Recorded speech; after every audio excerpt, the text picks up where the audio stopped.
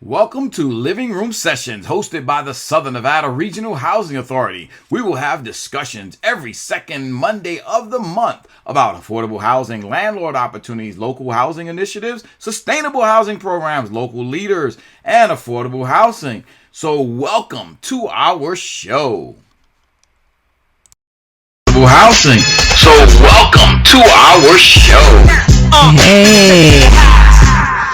All right. We are taking it to the house this morning. How is everyone? I hope y'all are doing well. Hey, my name is Kathi Thomas. I am the Chief Housing Officer with the Southern Nevada Regional Housing Authority, and every second Monday, I get to kick it in the living room with my boss. How are you, Mr. Lewis Jordan? Well, good morning. I'm doing fantastic, and it's always good to be here. It is. Man, we haven't been back since the big holidays and folks exploding stuff over our house calling it celebration. How did you enjoy your 4th of July? It was really good, really relaxing.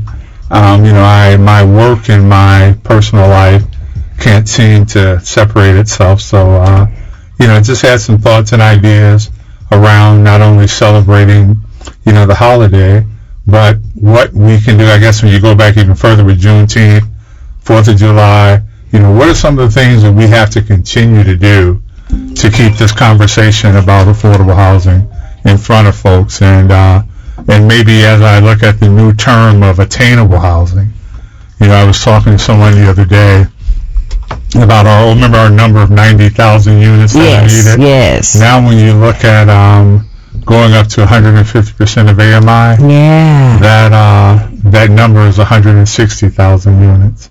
And I bet folks saying, "You really did this over the 4th of July?" Yes, I did. Yes. I can't help but can't turn it off. I can't turn it off.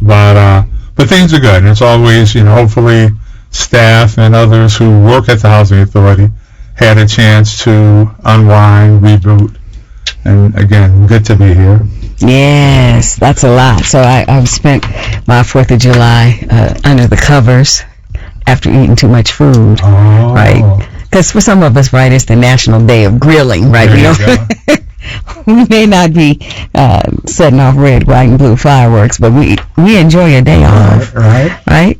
So it was good, but you're right. We don't shut it off when we're thinking about housing and the challenges of housing.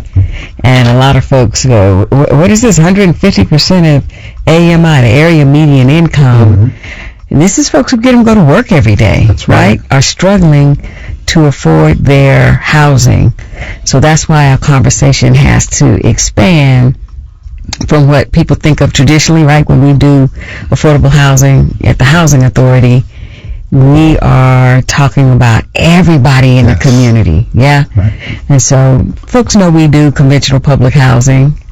They know we have the Section 8 vouchers. They don't probably know so much about some of the other programs like scattered site housing or non-aided. What does that even mean, Mr. Jordan? Non-aided housing. And as you talk about the possibility of people not knowing, I take that as a badge of honor, because if you can drive down the street and look at housing in any given community and not necessarily assign it to the Public Housing Authority, that means we're doing a good job. That's right. Yeah, but at the same time, to your point, people aren't aware of how many folk we actually help, in that process. So be it, the different platforms of housing we have, the different platforms we have of making sure that people can reach self-sufficiency.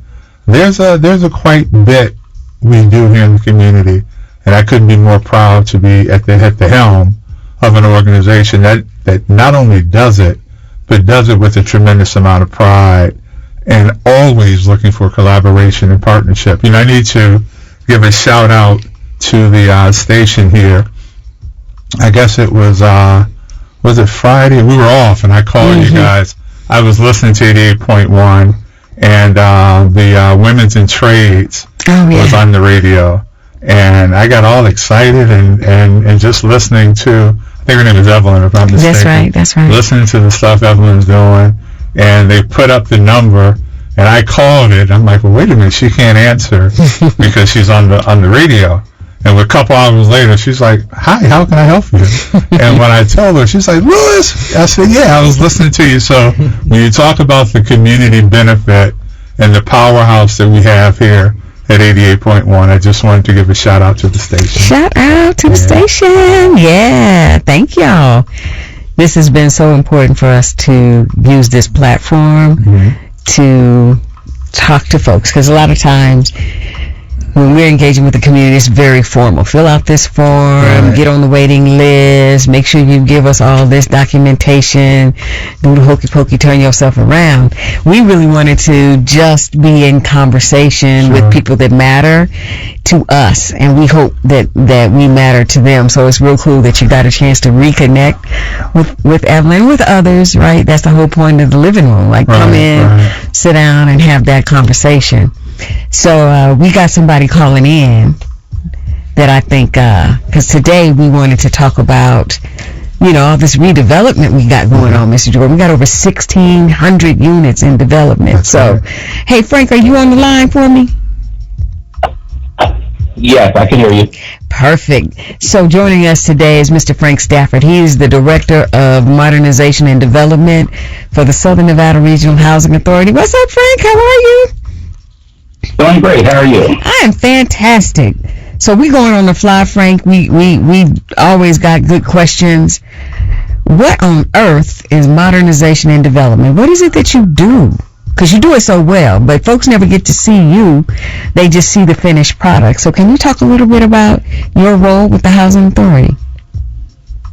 Well, I am the Director of Development and Modernization Department here at the Housing Authority.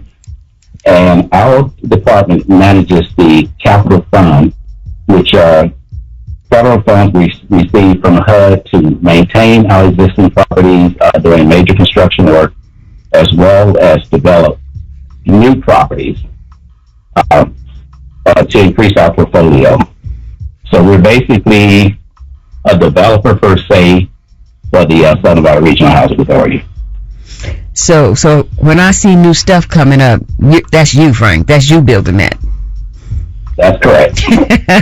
So how do you choose partners, right? Like because it takes a lot to get something from dirt to a nice building, and we have some really nice stuff coming up, which I'll ask you about some of those new projects in a minute. But you work with a lot of folks to make that happen. What's the process look like? If I want to work with you to build up the community, what do I need to do?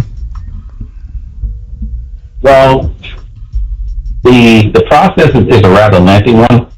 We work, of course, with design professionals, architects, engineers. General contractors are needed, but we also work with what we consider co-developers, which would be another development entity. Currently, we have 6 new properties in the pipeline, and of course that would be way too much for our staff to handle internally. So on those type of properties, we would put out an RFP process to seek qualified developers to come in and co-develop properties with the Housing Authority. And these could happen a multitude of ways. Developers could come in and they could select their own design team, go through financing, throughout the bid process, or they could work in conjunction directly with the Housing Authority. But there's a lot of pieces that have to go in place. In addition to having those design teams, of course, there's always the capital that you have to bring in. I mentioned earlier that the money, correct. That's right. So there's multiple partners that we work with, both on the public and private entity to secure those type funds as well. Perfect. And so, Frank, when you talk about multiple partners, I wanted to give a little more clarity. This isn't work just for big corporations or big companies. Talk about how sometimes you're able to break the work down so that smaller businesses can get a part of what's going on. Well, internally with the Housing Authority, if we're looking at going self-developed single properties, we sometimes will split houses up where, if you're trying to do, say, maybe 4 homes at a time or apartment complex, of course, a smaller contractor may not have the capacity to get bonding for that.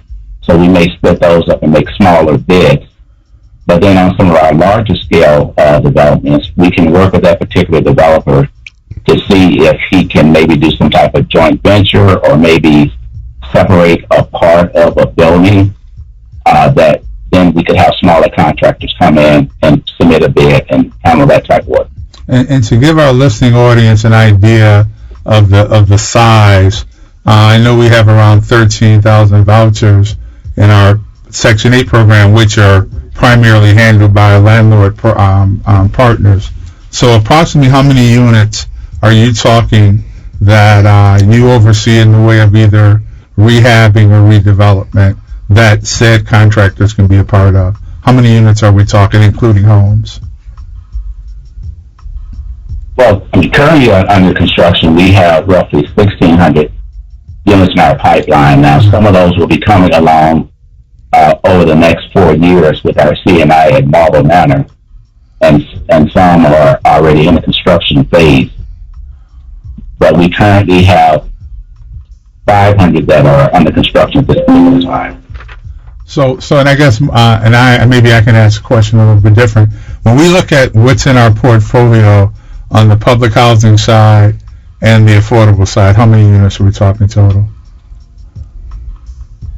Close to 4,000 units, maybe. Yeah, you're talking about what we own. Yeah, what we own. That's so right. That's where I was going. You know, there can be opportunity at any given time that we can use contractors to work on those 4,000 versus that big number of 13,500, which are landlords. So about 4,000. We have domain over close to 17,500 units, yes, including our landlords. And I'm breaking it down like this because, you know, I want our audience to understand that there can be opportunity. And one of the things that I've always focused on, you can come into the Housing Authority, help us do some good work, and that could be a springboard or something you can put on your resume to say that I've done this here.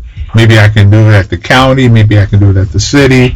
You know, there's a number of developers and property management companies around Southern Nevada.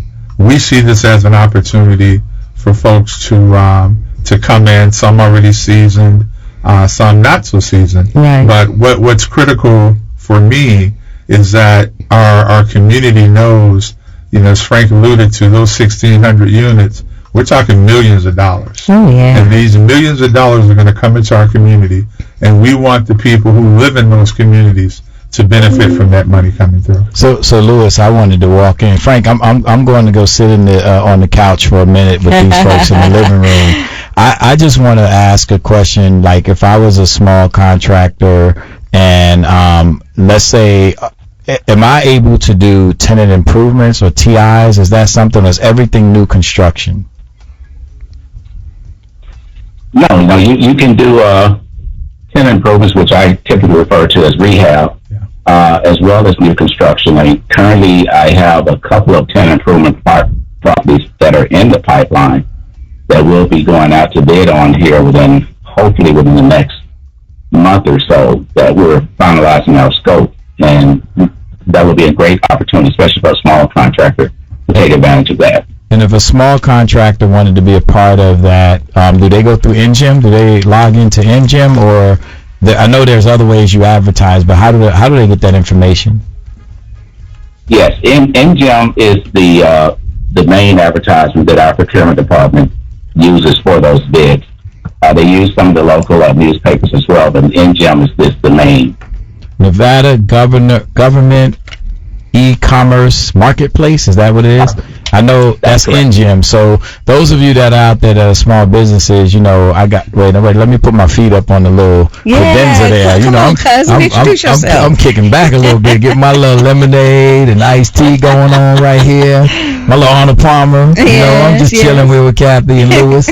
But I want the small businesses, because I love where Louis is going, that many people don't understand that the opportunities are there when you talk about that. but you have to engage on NGEM, NGEM. It's Nevada Government E-Marketplace. I know I might be butchering it a little bit, but you get the idea. All you got to do is go to Google these days and look up NGEM, and that's where you can find not only the housing authority, but many city contracts, RFP opportunities for the state and other things, and you can even put in specifically that you want to get housing authority projects because we use NGEM. That's right. Thank you for that. That is absolutely correct.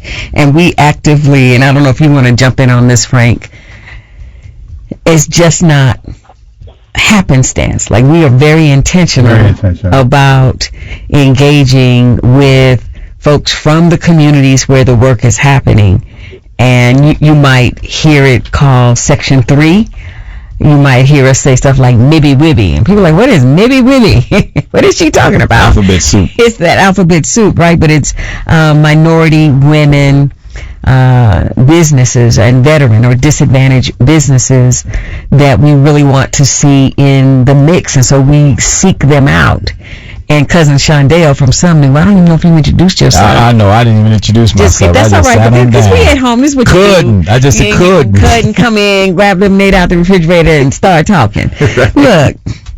Yeah. But that's such an important part of what you are helping us do with Frank. In fact, if you all could talk about that event that we had over at the Pearson Center as an example of the kind of ways we try to be very intentional with being inclusive of all kinds of businesses. Well, one of the things that, and Frank and I just met with a group of pastors as well, one of the things that we want everybody to be clear to understand is the reason why we're going into the community is we want to be engaged. We want you to ask us the tough questions. We don't want you to forget the past, but we want you to forgive the past and let's move on. Let's move to where we can do some great things with some of these small businesses. So what we did is we had our developer Brenshaw and our contractor Metcalf come out and give the rules of engagement.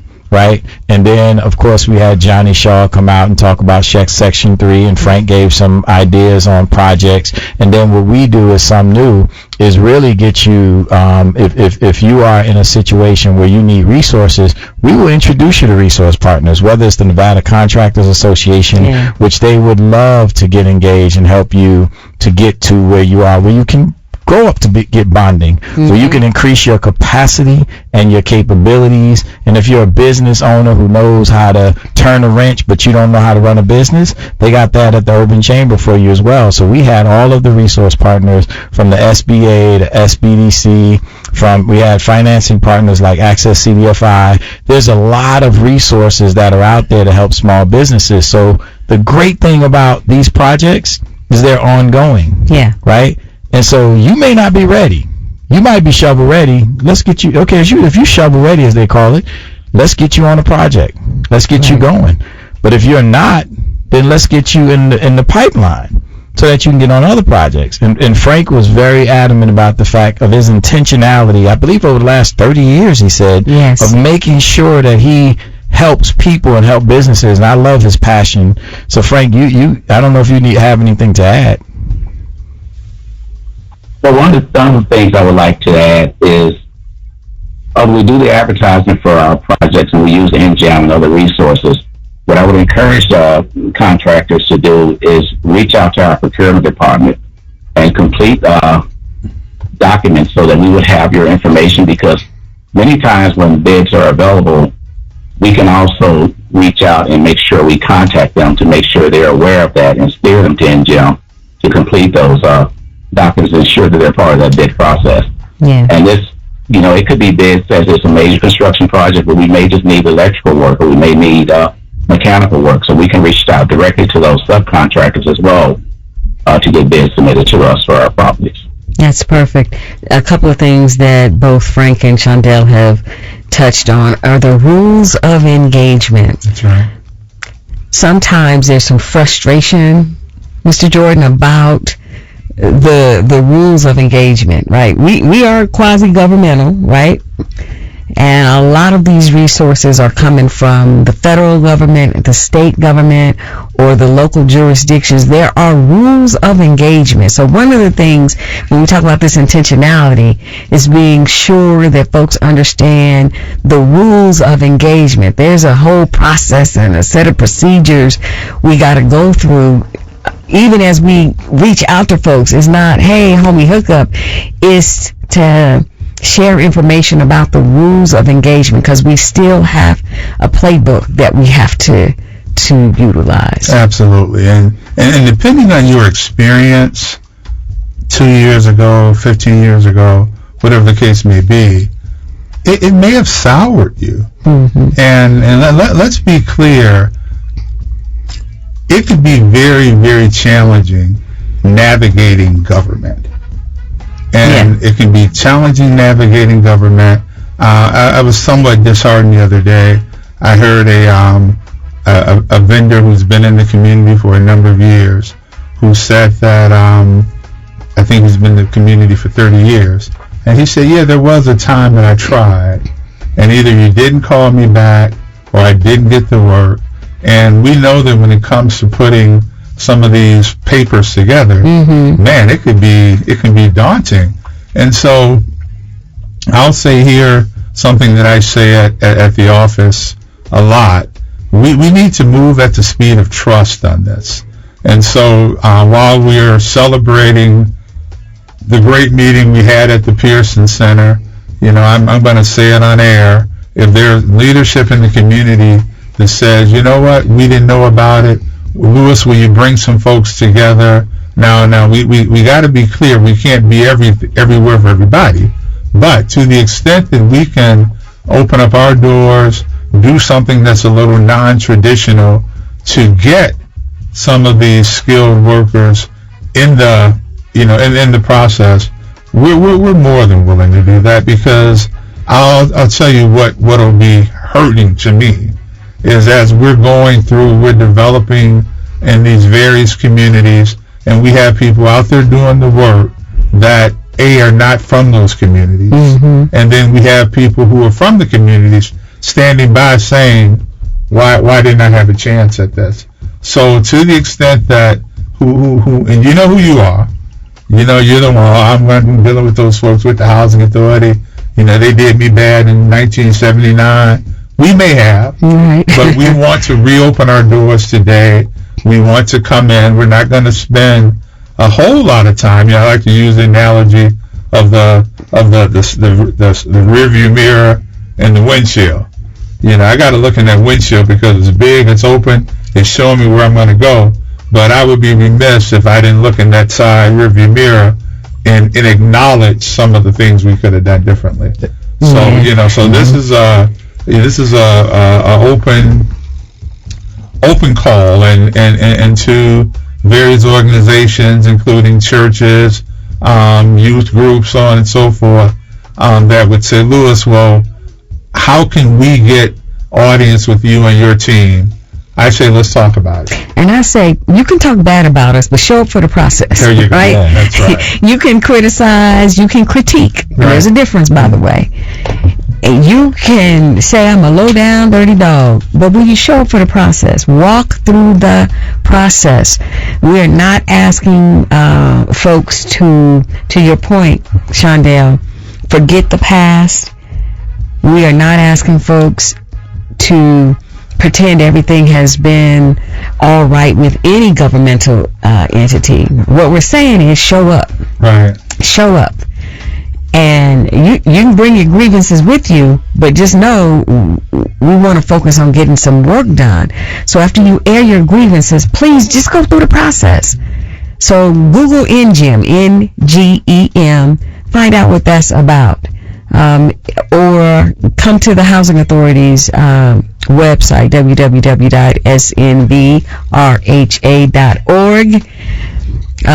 Because our bids and solicitations are listed also on our website. So jump into the process. We cannot eliminate the process because of the federal, state, and local dollars that are in it. what our commitment is to help folks understand and navigate those processes so that whatever felt like it was a barrier in a previous go around will not be the same barrier now. So, we always like to say in the community, if you stay ready, you ain't got to get ready. Yeah, right. But this is some time for us to get in a position to position folks in all the communities that we serve, and this is all over. So we got stuff happening on the Historic Westside. We have stuff happening on the East Side. We just put out a bid down in unincorporated Clark County. To do some infill development at one of our mobile home locations, right? Like, there are all these bids. Just put a roof on one of our public housing sites. Those bids are currently on our website. So even if it was annoying working with us in the past, come back to the table. Come on up in this living room, ask us some questions. Frank, you stay on the line, but we're going to give out the request line for the community, 702-647-3688, for folks who want to join in on this conversation with us. We want to hear what you got to say. Frank, you still on the line? We're going to keep you on the line for a little bit. Yes, I'm still here. I just wanted to add, for those in our listening audience, where this is a new conversation, what, you haven't been involved in this work in the past. You've maybe finished high school and you're asking yourself, what is it that I want to do next? How pleasing could it be to be a part of a process that rebuilds the neighborhood you grew up in? Yeah. We look at the work over at Marble Manor and Historic Westside. We're 235 units today, over 600 when we're done with the multiple phases. And one of the things that we said is that as we made it a mixed income community, so the 235 will come back, but we also wanted room for people who made a little more money, and even people who made a little more money than that, to be a part of a community that you grew up in, and not only to live but to work, to come over and start a business, or have a process that you can call your own, and that's really, really, really cool. So I just want to give the information for the event. Okay. This Wednesday, July 16th. Yes. Get bid ready for Marble Manor Development. One-on-one help, trade opportunities, real answers. It's Wednesday, July 16th, 3 p.m. to 6 p.m. at the College of Southern Nevada on Charleston campus, Student Union Ballroom, number 126 in the I Building, and that's on West Charleston, 6375 West Charleston. It is time for you to meet with the resource team to submit or prep your bid, explore construction trade timelines, get direct one-on-one guidance, and understand the qualifications and next steps. So it's a new beginning. That's our logo. Yes. It's a new beginning. So those of you that want to get involved, get into it. Don't forget Wednesday, July 16th. We'll announce that again throughout the show, so you guys can get that information, and we'll leave it here at the station so they can give you that info. Very cool. Yeah. Thanks for reminding us about that. I'm ready. I'm bid ready. I'm bid ready. I'm shovel ready. Yes, indeed. That's a good. I'm just ready for the snacks. I'm ready. I'm coming for the. Me too. I wish I could join people like Lewis with a stogie or something, but I just can't get I've never been able to get. I wanted to be cool like Lewis and get cigars, but I can't. Cigar cool. Lou Collins just texted me and said he loves our show, by the way. Thanks, Sweet Lou. Sweet Lou. Let me make a public service announcement. You can come and you can enjoy the atmosphere of a cigar without having one. Okay. And I'll tell you, the longer I'm at it, the more I'm starting to enjoy the atmosphere. I know. I said that because Lou's a cigar. Lou, cigar guru. Sweet Lou. He and I tend to bump into each other at certain venues, and so but it's a part of that that process that simply says like minds think a lot. Yep. Or like minds think alike. Yeah. and every now and then we need to be in a place where, you know, we can kind of sit back and relax and enjoy ourselves. We are 88.1 FM Las Vegas, owned and operated by the Economic Opportunity Board of Clark County, broadcasting in HD1. We've been the People's Station for 50 years and counting. Thank you, Las Vegas. We are Power 88, the People's Station. All right, we are back in the living room with Mr. Lewis Jordan, the Executive Director of the Southern Nevada Regional Housing Authority, and our cousin Shondell from Some New. Love being the cutting. Cutting in them. And Frank, what's Frank's Frank Stafford, yes. Hey, Frank. Yes, I'm here. I got a question. What does Section 3 mean? What is Section that? Section 3 is a HUD program, and it has two components. It has a Section 3 business component, and then you have the Section 3 workers. So Section 3 workers, they have different classifications. Any public housing resident would qualify for Section 3 worker status, as well as residents in Clark County that meet the low economic standard.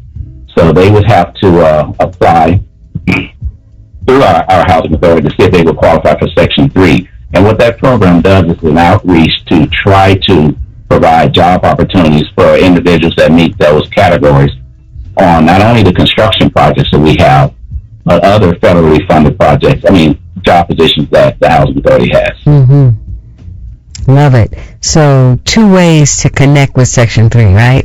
As a small business concern from the community where the project is happening, but also if you are a resident living in any of the developments or in any of the neighborhoods impacted by the developments, we are asking those contractors to hire from the community.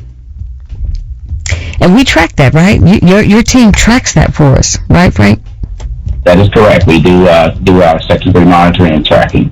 So this is important because I hear sometimes the criticism that when projects show up, they're not folks from the community on those projects. So, Shondell just gave an example of the kind of events where we try to ensure that folks know what kind of jobs are going to be available. It's also at these events that we are holding those general contractors and those developers accountable for engaging with the community to ensure if they are hiring folks, if they're creating new jobs, that the jobs are made available for folks in the community to apply. Yeah, that's so important. Frank, what kind of questions do you get from general contractors or larger developers as it relates to Section 3? How can we help them have more impact? Well, one of the things we always indicate, especially to the general contractors, to be considered a Section 3 business, you would have to have like 30% of your staff that would be Section 3 eligible. So we encourage them to try to hire residents from housing or, within that area that meet those criteria. And also, reach out to your subcontractors, because subcontractors can also be Section 3 qualified as a business, following those same steps of hiring residents from the housing authority, low-income residents from the areas where the work is happening, or throughout, Clark County, Southern Nevada. Yeah. Excellent. This is so important, Mr. Jordan. I think it's part of the commitment you've been making to the community attached to the 4 pillars. Sure. I always talk about the 4 pillars. Tell us what the 4 pillars are, and then we can talk about. Absolutely. And Kathy, absolutely right. We, as we look at this whole effort, Section 3, small businesses, we want people to be positioned to grow, and particularly beyond the housing authority. I can remember another housing authority I worked with We had a small business who one of our contractors picked up as a Section 3 hire, and he morphed this work, starting off doing general things for the contractor. He saw that he had a knack for cleaning out units and cleaning out units fast. And he went from a Section 3 hire to starting his own company, not only for the housing authority, we call it trash out in our world, where after someone moves out, you go in, unfortunately people have a tendency of leaving things. Yeah. You go in, you trash out that unit, you get it ready for, the plumber, the electrician, the carpenter to come in. And he grew a business from it. Yeah. And so in my vision, if you will, I like to see, folk who come and work with us, case in point, things like landscaping. You could be cutting grass at one of our properties today, and tomorrow you can have your own company, and you can say, Lewis, I want you to be one of my clients. Yes. And then you can go from cutting my grass or cutting our grass at the housing authority. We have a lot of properties, rental properties around the valley that, and I think as we look at business in general, the days of business, particularly small business, having a number of people on their staff waiting for work to do, those days are long gone.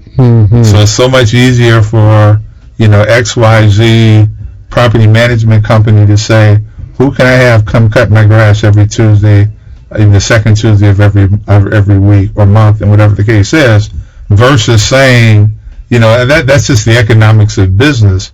But the bigger thing is making sure people are ready. And when we talk about those pillars, the pillars that we have at the Housing Authority are the foundation we stand on, are extremely, extremely good customer service, both internally and externally.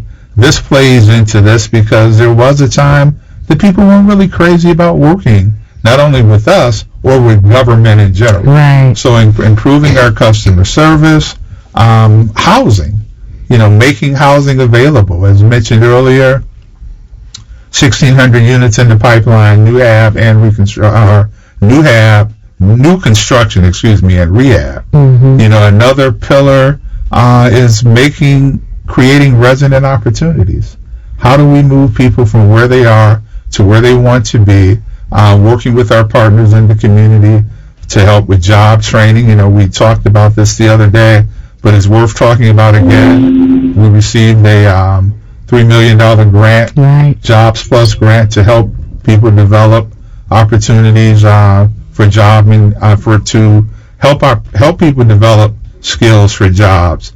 And then the fourth pillar is having a well-trained, highly motivated workforce. Yeah. While I'm pleased to bring a vision, my vision means nothing if I don't have folks like yourself, like Shondell and other folks that are on the team who can execute. Right. And we have to execute. We have to execute properly. And so this all ties right into that process. That says the Southern Nevada Regional Housing Authority is a powerful partner and shaker and mover in the affordable housing space here in Southern Nevada. Yeah. Shondell, talk a little bit more about how we help folks get ready, right? We're talking about there's this Section 3 program. We're talking about how intentional we want to be sure folks who live in the community help rebuild their own community.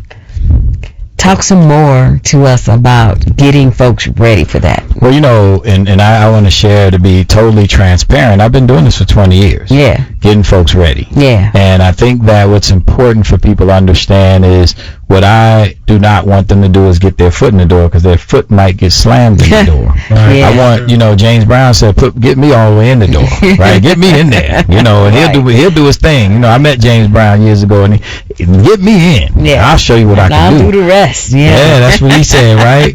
And I think what's important important for people to understand is that there's two things you got to look at. What is your capacity, and what are your true capabilities? And guess what? If you don't have the capacity, there's ways to address that capacity. Right. And for the past 2 decades, even with my company, if there's a project that's a little too large for us, we call up a couple of our partners. Yeah. We call them frenemies. Yeah. Right? They're not enemies. And then we're not compete. Like, at the end of the day, we can compete at times, but sometimes we need to come together. Right, because everybody can eat then. Yes, exactly. So if you got one dump truck and I got 2, let's bring 3 together to the bid and let's partner up and let's split, and let's be amicable in the agreement. And I know Frank would love that. He would love to get everybody an opportunity, because I've seen his passion and do that. Yeah. So there are ways to do that, is to build your capacity.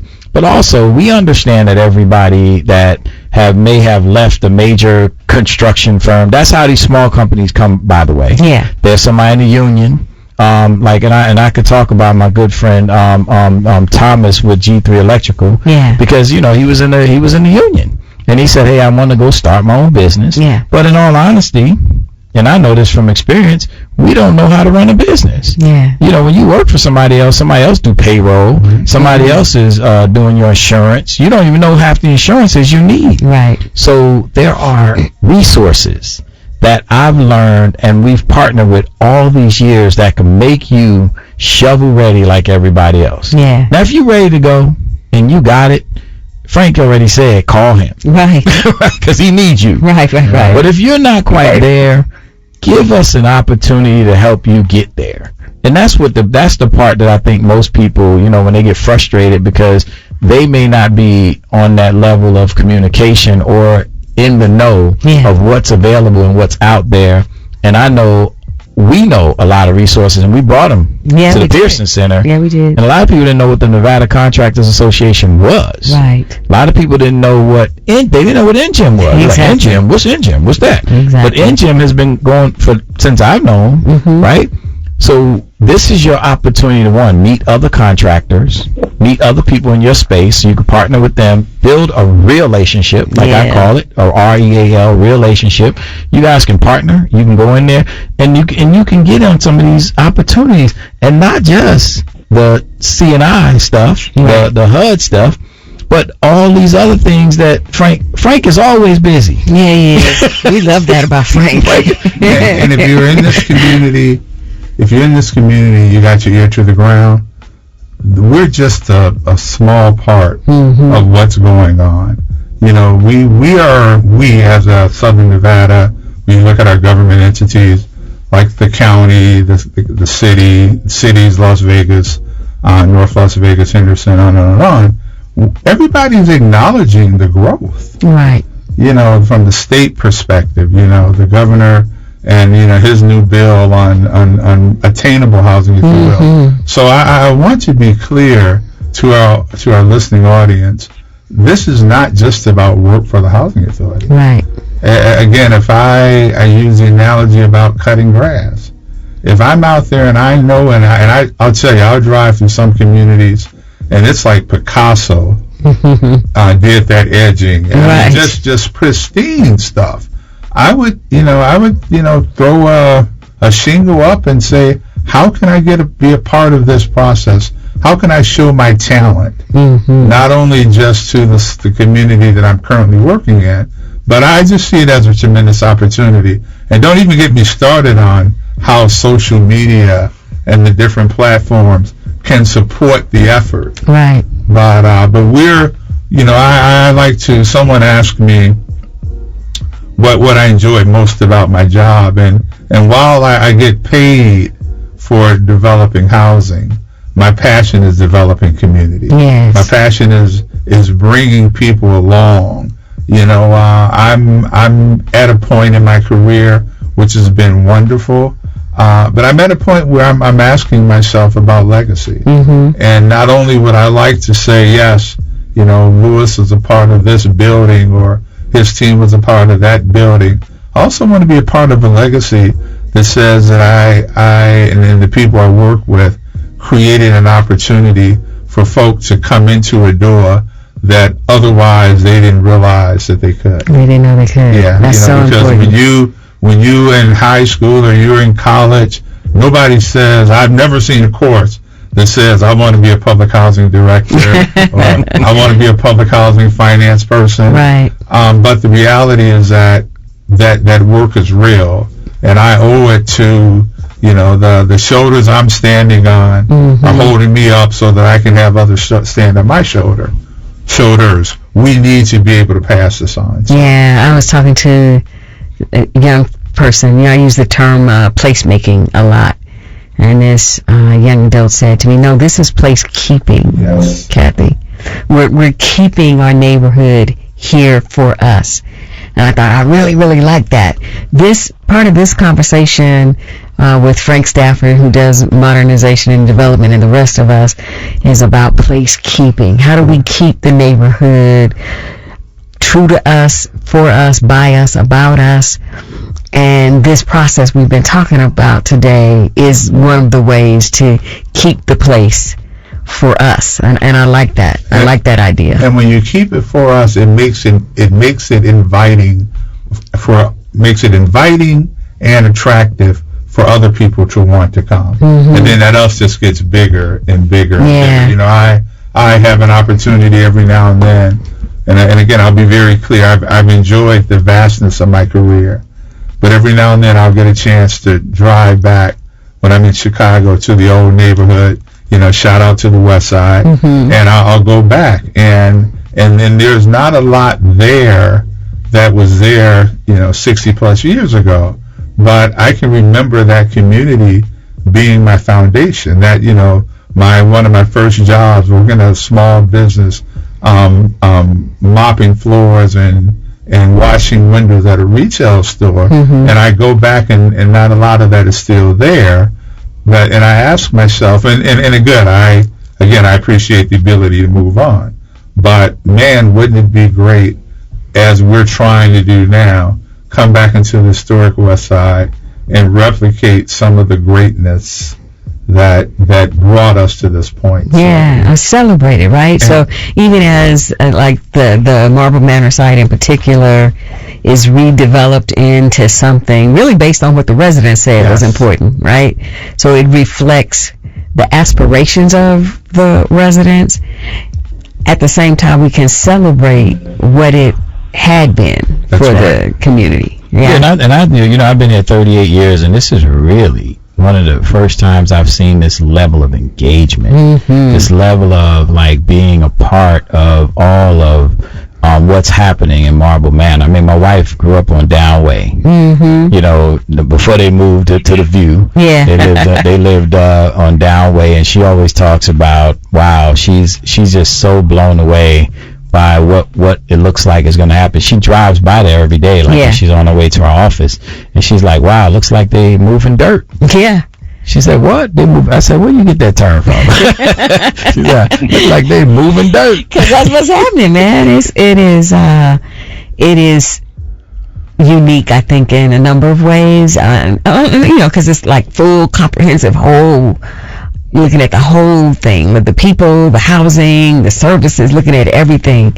But it is also moving at a pace where, you know, some people have to see it before they can believe it.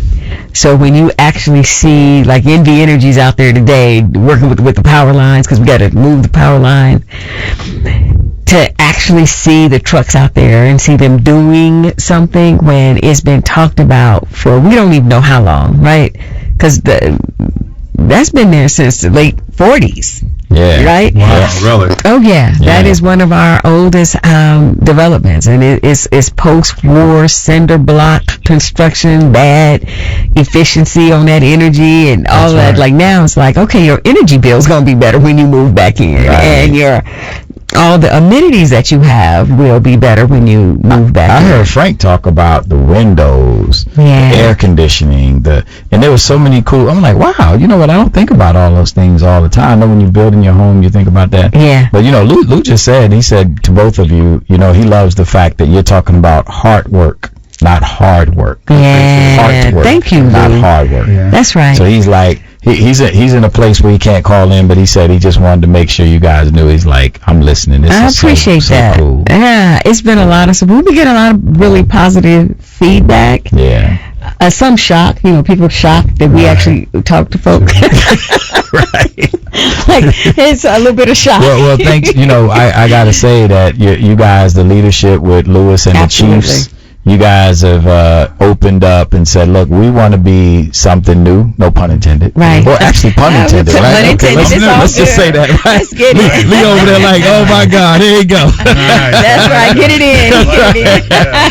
But it is something that we have to do is engage, like you guys said, engage the public, talk to them, give them information, let them have access, let them go right into, hey, let's talk to the people who know, instead of listening to people out there that don't know. They don't know. And one thing I've been really stressing is, I don't have to educate the public.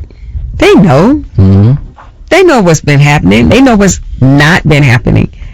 What we are doing is sharing information so folks can have informed decisions. They can choose when and where and how they're going to connect. They can choose if they're going to get engaged or stay engaged. So this has never been about educating people about how important this work is. It's really been about sharing information in a way that people can actually use it to make a decision. Absolutely. And I just wanted to add that when and if it gets to that point where we were having that tough conversation about people not being ready, I just want to, sound the alarm right now for our community partners to come together and say, how can we help people get ready? Yeah. Because I'm in a lot of conversations about young people who want jobs and young people who want to do this. And I think it's just natural for us as elders to talk about them wanting this and them wanting that. And so when they show up, and in the event that they're and I'm just going to, have a positive future fantasy, when they show up and they're ready, but there are those that are not ready, we need to band together as a community, and we need to talk about the importance of that pre-work thing. Yeah. That we call them soft skills. We need to talk about how critical it is, timeliness, on and on and on. But that needs to be done as a community. And my observation, not only here, but just around the country, oftentimes we're a little hesitant about having that conversation. But I know how resilient people can be, and I know the expectations that we have of them as those elders and those that are providing shoulders. We have to collectively come together. So we can say, yes, there's a job opportunity for you, but there at the same time, there also needs to be a level of support that says, can you be ready when you're there? And can I throw something in? And I'm going to give the event information again before we get off the air, but I think that what we have to do is break down the myths of construction, because there are other positions. Many, and I hear this all the time. Well, I want my kid out there in 115-degree heat. They don't want to work in. But construction has many different parts to it, right? Frank can tell you that, like, in these spaces, they have administrative positions, they have estimators, they have safety, they have all these other positions that they can be a part of, and it's still, still pays well. I think everybody feels like you got to be in a ditch, or you got to be, holding the flag, swing a hammer. Yeah. No, there's so much more than that, and so including learning how to run your own construction company. Exactly, including that. Yeah, you can learn project management. You can learn a lot of things. That is part of it. So I'm just going to give the information, and then the Get Bid Ready for Marble Manor Development is on Wednesday, July 16th, 3 p.m. to 6 p.m.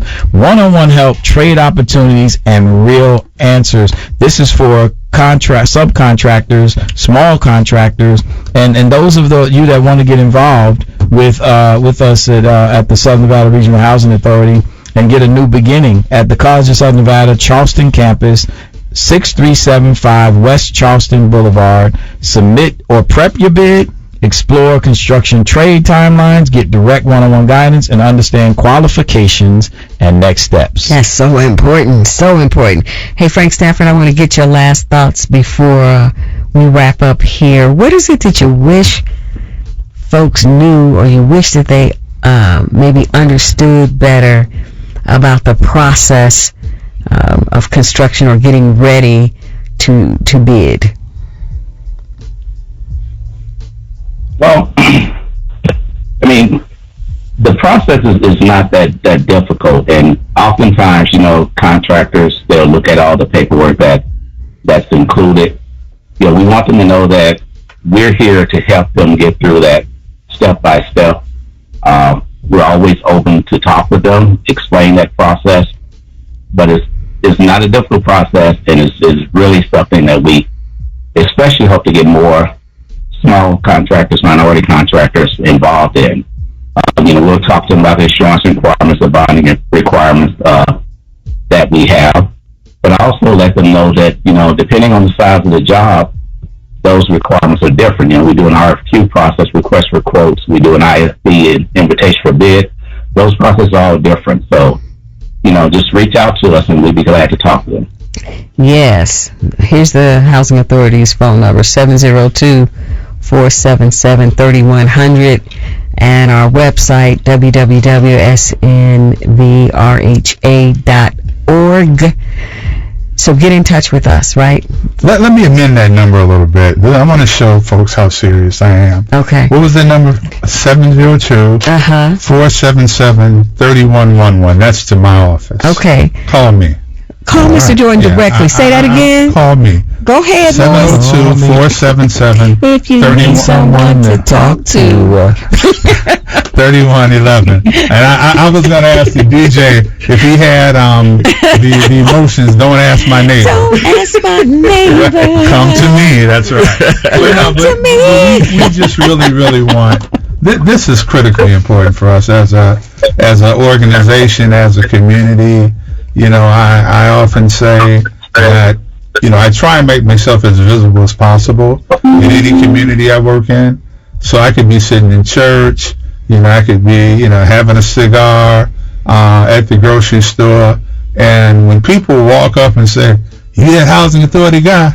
I want to proudly say, "Yes, I am. How can we help you?" Or tell me what we did to support your effort. And oftentimes, if we didn't do something well, tell me and we'll correct it. But this is this is more than just day-to-day work. This is accountability work. Yeah. And I feel that passionate. So yes, call me. All right. And we can direct and redirect. Yeah, we're gonna be checking back in next month to see if anybody actually called you. And my executive assistant Teresa is gonna say, "Look, what you doing to me?" Yeah. And then I'll tell you, she'll answer every darn call with a smile. Yes, absolutely. she's awesome. She does. She's really awesome.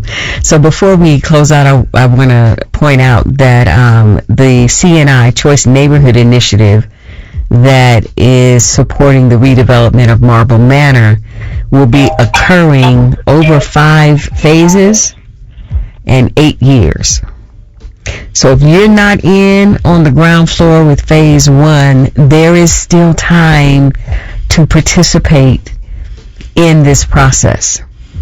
So we've thrown a lot of resources out. I might ask Shondell to give that event info one last time, because I really hope people come. It's going to be so critical to connect to the kind of stuff you need to know. And even if you're not sure whether or not you're ready, maybe you think you are, but you're not sure, where should they be? They should be at the College of Southern Nevada on Wednesday, July 16th, 3 p.m. to 6 p.m. The event is called Get Bid Ready for Marble Manor Redevelopment, one-on-one help, trade opportunities, real answers. So make sure that you're there. The developer will be there, the subcontractor, the contractor, other subcontractors. Frank will be there. Frank, I'm putting you on the spot. I know you're going to be there. Frank will be there. I'll be there. The housing authority folks, Lewis will be there. Absolutely. So you're going to have everybody there to help you out and assist you. So I just think it's an open invitation. Like you said, if you don't know, Yeah. now you Come know. on through. Come on through. Thank you all for kicking it in the living room with us today. This, as always, I get a lot more information than I give, I think. So appreciate y'all all the time, and we'll see y'all Next month. next month. Looking forward to it. Same time. All right. Thanks a lot, everybody. Thank you, guys.